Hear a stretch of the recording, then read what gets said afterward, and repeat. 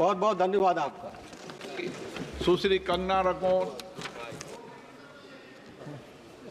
माननीय अध्यक्ष महोदय जी, मैं आपका मेरी तरफ से और मंडी की जनता की तरफ से हार्दिक अभिनंदन करती हूँ, आभार करती हूँ कि आपने आज पहली बार मुझे इस सभा में बोलने का, मंडी क्षेत्र के विषय में बोलने का मौका दिया।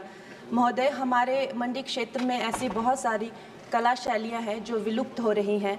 हमारे हिमाचल प्रदेश में जो एक घर बनाने की कला शैली है जिसे काटकुनी कहा जाता है, वहाँ भेड़ और याक की ऊनों से जो है विभिन्न वस्त्र बनाए जाते हैं, जैसे कि जैकेट्स हो गए या टोपियाँ हो गई, शॉल या स्वेटर्स बनाने के जो काम है, जिनका बाहर के देशों में बहुत मूल्य मिलता है, लेकिन हमारे यहाँ पे पूरी तरह से जो है ये जो एक्सटिंक्ट हो रहे हैं उनको बढ़ावा देने के लिए क्या कदम लिए जा रहे हैं। और साथ ही मैं ये भी कहना चाहूँगी कि हमारे हिमाचल का जो संगीत है, खासकर जो स्पीति और किन्नौर या भरमौर के क्षेत्र में पाए जाने वाला जो ट्राइबल उनकी जो कपड़े हो गए, उसके साथ में जो उनके फोक फॉर्म्स है, आर्ट फॉर्म्स है, वो भी विलुप्त होती जा रही हैं। तो उनके विषय में क्या कदम उठाए जा रहे हैं? धन्यवाद।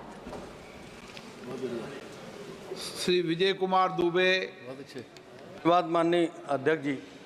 आपके माध्यम से मैं माननीय रेल मंत्री जी का ध्यान आकृष्ट उस रेल परियोजना की तरफ ले जाना चाहता हूं, जो आज से लगभग 1.5 दशक पहले बिहार और उत्तर प्रदेश के सीमावर्ती लोगों की आवश्यकता को देखकर छितौनी तमकुही रेल परियोजना शुरू किया गया था।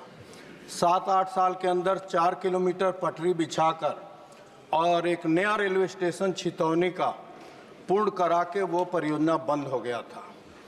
पिछले वर्ष हम लोग के भारी मांग पर माननीय रेल मंत्री जी के निर्देश पर रेलवे बोर्ड ने फरवरी माह को इस बंद पड़े परियोजना, जो 7-8 साल से बंद था, पड़े परियोजना को डिफ्रीज करते हुए इसका नया डीपीआर गोरखपुर रेल महाप्रबंधक से मांगा। आज 5 महीने से इस लंबित परियोजना के तरफ मैं ध्यान आकृष्ट करते हुए माननीय रेल मंत्री जी से मांग करता हूं कि इस अति महत्वपूर्ण बिहार उत्तर प्रदेश के सीमावर्ती लोगों की आवश्यकता को पूरा कराने के लिए बंद पड़े परियोजना को पुनः शुरू कराया जाए। धन्यवाद माननीय। श्री सुरेश कुमार कश्यप।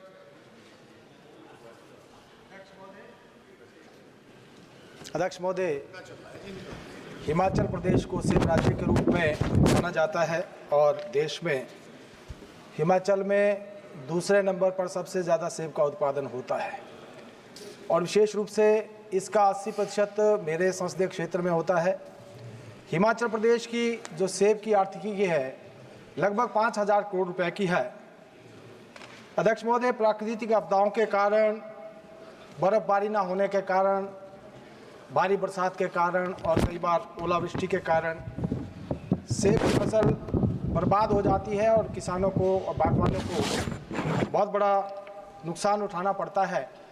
मेरा आपके माध्यम से केंद्रीय कृषि कल्याण मंत्री और माननीय प्रधानमंत्री जी से निवेदन है कि अन्य फसलों को जिस प्रकार से फसल बीमा योजना के तहत लाया गया है, सेब की खेती को भी फसल बीमा योजना के तहत लाया जाए, ताकि बागवानों को जो आपदाओं के कारण नुकसान होता है उससे उसकी भरपाई की जा सके और किसानों को मदद की जा सके।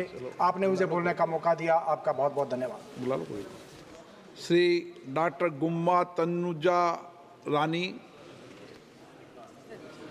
Respected Speaker, sir, a prolonged issue of insufficient recruitment for the faculty from other backward classes and the scheduled castes and the scheduled tribe in the central institutes of higher education, despite mandated reservation, remains. The government data revealed a persistent and sustainable gap in faculty position within the reserved categories, sir.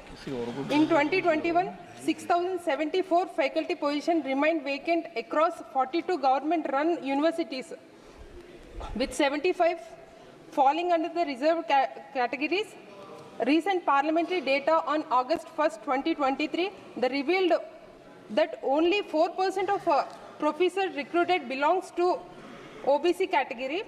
The data for an RTI reply in 2023 also exposed faculty shortage in SC, ST and OBC category in several departments of IIT Delhi, with 14 departments having no faculty from SC or ST and 24 departments lacking any SC faculty and 15 departments lacking any ST faculty and 9 departments have no faculty from OBC.